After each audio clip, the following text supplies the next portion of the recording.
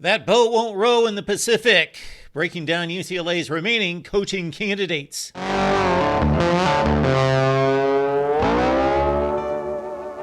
Appreciate you being here at the Voice of College Football. Best discussion, debate, and analysis based on your participation. We found out on Saturday that PJ Fleck's boat does not row in the Pacific. Yes, he's going to keep it in the land of the 10,000 lakes there in Minnesota. We are going to run down 13 candidates still left on the board and rank them 13 all the way up to number one. We take running back coach Ohio State's Tony Alford, who's done a bang-up job, of course, with the Buckeyes. He is considered a top recruiter. He actually was at Ohio State in the beginning of his tenure under Urban Meyer at the same time that Norton Jr was an AD assistant there in Columbus. And of course, he was a coaching candidate for the head job at Colorado State a few years ago. Much thought of in the coaching community. Tony Alford, Ohio State running backs coach. Next on our list, already in the building in Westwood, having received a recent promotion himself, UCLA defensive coordinator Kaika Malo. Spent 6 years at Washington after his playing career in Seattle, hopefully learning from one of the best in the business, head coach Chris Peterson. And then, at least on the defensive side, from Jimmy Lake, 6 years at the University of Washington. Then he moved to UCLA, and he's been coaching the edge rushers and then helped out with the defensive line this past season under Chip Kelly. And, of course, contributed to that UCLA defense that was statistically the best in the Pac-12 and one of the best in the nation. Kaika Malo. Nebraska's defense has been a hot mess for a long, long time, until 2023 in the direction of 44-year-old Tony White. Did a remarkable job for, first of all, a team that has not gotten pressure on the quarterback in 7 or 8 years, has been in the bottom 2 or 3 in the Big Ten in sack rate, hurry rate forever, and they were number 2 in the Big Ten in sacks this past year, rose from 13th in the conference in total defense to a top-level standing with the likes of Ohio State, Michigan, Iowa, and Penn State. Tony White doing a great job at Nebraska, could be headed to UCLA. When these major jobs open up, there's typically a guy or two who has long legacy links to the program as a great player, and we arrive at that position with former UCLA running back DeShaun Foster, who coached the Bruins at running back for a number of seasons under both Jim Mora and Chip Kelly, and now with the Las Vegas Raiders.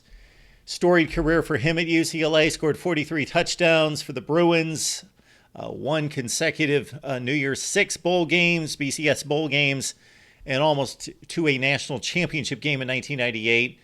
A nice NFL career with the Carolina Panthers, and then again, he starts his coaching career and has risen to the top of the field in terms of an assistant position coach, now in the NFL. DeShaun Foster, well-liked, well appreciated at UCLA. If they're going to factor in, now this shouldn't be near the top of the list, but at some point a tiebreaker in terms of getting somebody who loves the culture, knows the campus, knows the university, knows the culture at UCLA and wants to rebuild it and loves the school. We stay in that same category and we go to a guy with a couple Super Bowl championship rings, or maybe more than 2 or 3 or 4 with San Francisco and Dallas. Ken Norton Jr., a great linebacker at UCLA, long-time assistant under Pete Carroll, both at USC, went to the rival, then followed Pete Carroll, and Carroll thought enough of him to bring him to the Seattle Seahawks. Now he's back at UCLA coaching the linebackers, and again, he's been part of that staff that has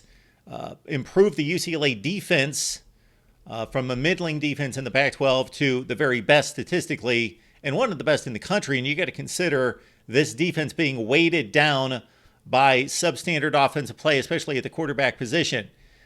He's a UCLA great of high standards. And number 9 on our list, Ken Norton. UCLA fans are brutally aware that Oregon is crushing it in California high school recruiting, and one of the reasons why, Tosh Lupoi, the Oregon Ducks defensive coordinator under Dan Lanning, 2 years with the Ducks. Their 2022 defensive performance was marginal. Didn't get enough heat on the quarterback. The secondary play was awful at times, and Lupoi addressed both of those concerns. The Ducks defense much better here in 2023 as they made a run to the Pac-12 championship game. Lupoi has spent 5 years under Nick Saban at Alabama. That should count for something, because if you give any kind of credit to anyone who has had that kind of time under the greatest of all time, he should have picked up some things in regards to attention to detail and how to run a program and conduct himself and how to organize a great program, and also how to relate to players and still carry a big stick at the same time. Lupoi, exceptional in recruiting. He's known as one of the best, and spent 3 years prior to his stint at Oregon learning in the NFL with a couple different organizations as well. Number 8 on our list, Tosh Lupoi. Years ago, I thought that Cal landed one of the top up-and-coming coaches in college football when they hired Justin Wilcox. The defensive work that he did is one of the best minds on that side of the football in the nation at places like USC, Tennessee, and Wisconsin. Top-notch. But at Cal, it's been a rough ride, and they have not competed in the Pac-12. He's 21-37 at Cal in conference. The overall record looks better than that. He makes it to the very bottom barrel bowl games sometimes. He's been there for 8 seasons, 3 or 4 bowl games. Did get Cal after a couple down seasons back to postseason play this last year. But Justin Wilcox, maybe with better resources, better support, because he doesn't get that at Cal, one of the least funded football programs, given some of the least amount of support. But then again, that also could be a situation at UCLA. We go to our first experienced head coach in the Power 5. Next on our list, Justin Wilcox, Cal. Talk about up-and-coming head coaches. Of course, just a few years ago, Randa, leaving LSU as a top defensive mind, goes to Baylor, and voila, they go to a Big 12 championship game, win it, win the Sugar Bowl, 12-2 record, top 5 team. Then they drop off to 6 wins, lose a bowl game to Air Force, and now 3-9 this past season. So Randa, it's to a lot of people's surprise that he kept his job in Waco, and now he's possibly a candidate at UCLA. Well, is he the guy that's brought this program to 3-9, or is he the guy that won 12 games, largely with talent that he inherited from Matt Rule? Next on the list here, and this could be a great change of scenery for him and a restart in his career. Randa, Baylor. Risk reward, boom or bust at number 5 on our list, 33-year-old Lynn, USC's defensive coordinator. Is he going to come back after spending a few weeks across town and come back to UCLA taking a better job?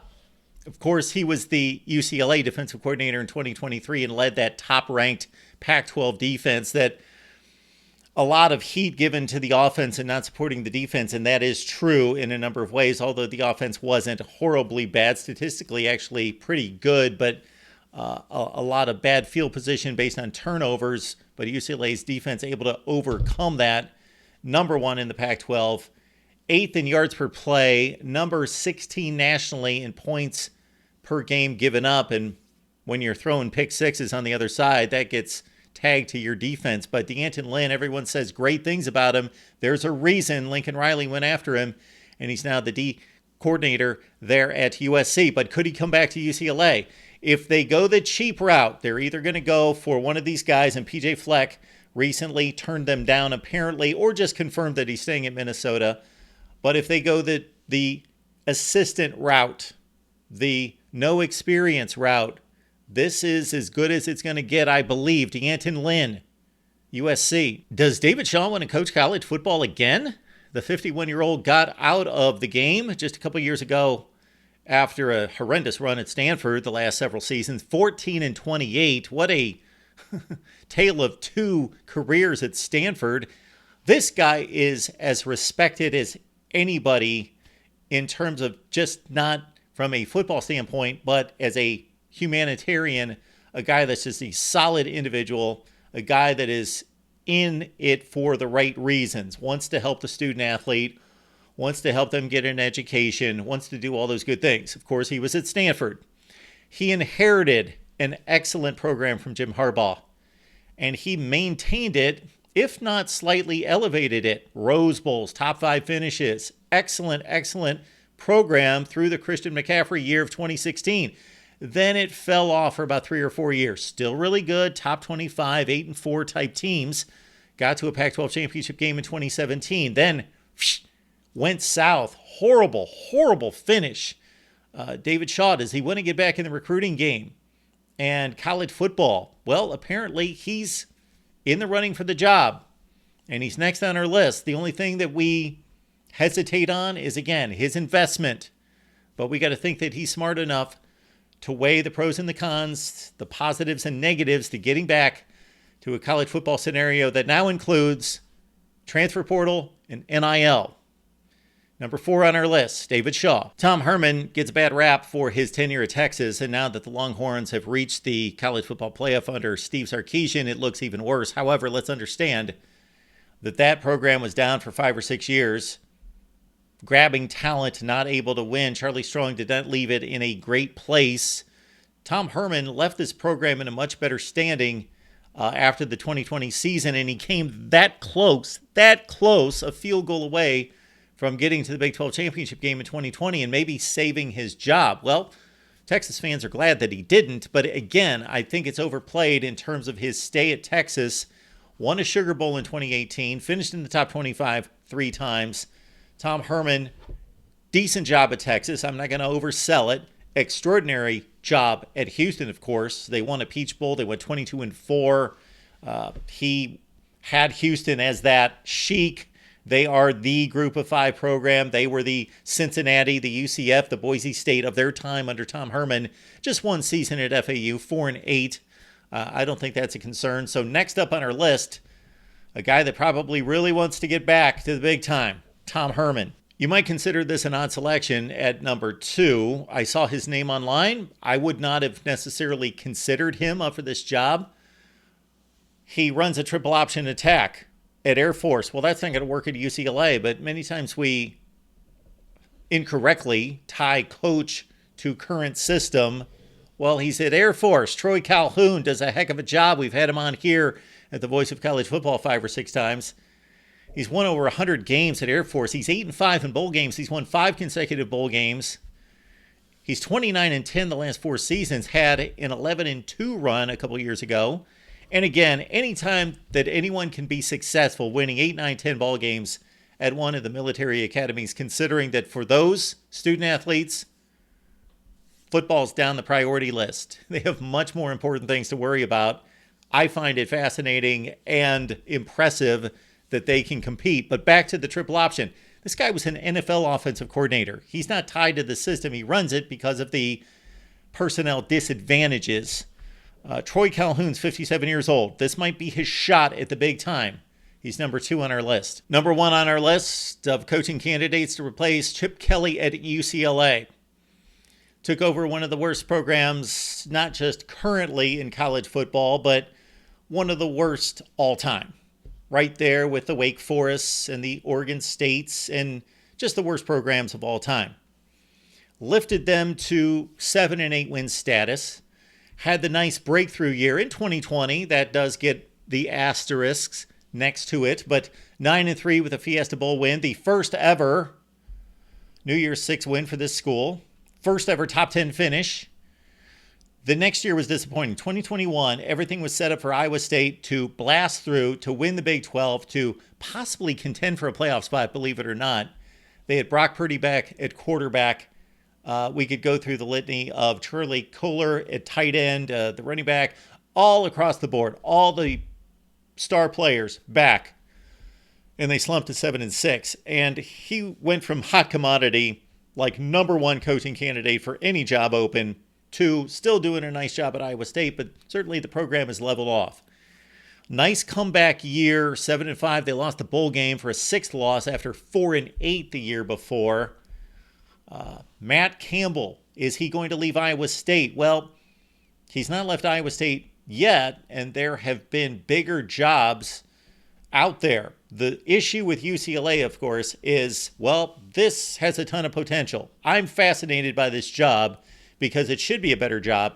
They should have more success at UCLA, but they are not committed to winning in football. Now they're going to a football conference. They are going to the Big Ten, and they are going to be reaping the benefits, the financial benefits. They're also going to be in the spotlight more often, not hidden away on the West Coast, where just because they're winning 7 or 8 games, nobody's going to pay attention. And by the way, Chip Kelly did some decent things here the last 3 years in going 25-13. So Matt Campbell needs to make that decision. And for me, if I'm the guy that has that kind of clout, Matt Campbell, PJ Fleck, somebody of that ilk, Tom Herman, David Shaw, certainly, then I got to be convinced that I've got support and I'm going to have financial backing. I don't know what the facilities are at UCLA currently, but I got to think that they don't rank highly in the Big Ten. I need commitment from the administration before I take that step, because I'm not going to go to the Big Ten and get embarrassed. So number one on our list, done a great job at Iowa State, of course, Matt Campbell. Your comments, your questions below right here at the Voice of College Football. Check out the various live streams that we've produced here recently with all of you concerning the Bill O'Brien move, Chip Kelly, Wink Martindale, and the whole Michigan staff overturn on both offense and defense. Tons of content here at the Voice of College Football, and we're in the midst of our TV ratings series, the SEC and the Big Ten to come, right here at the Voice of College Football.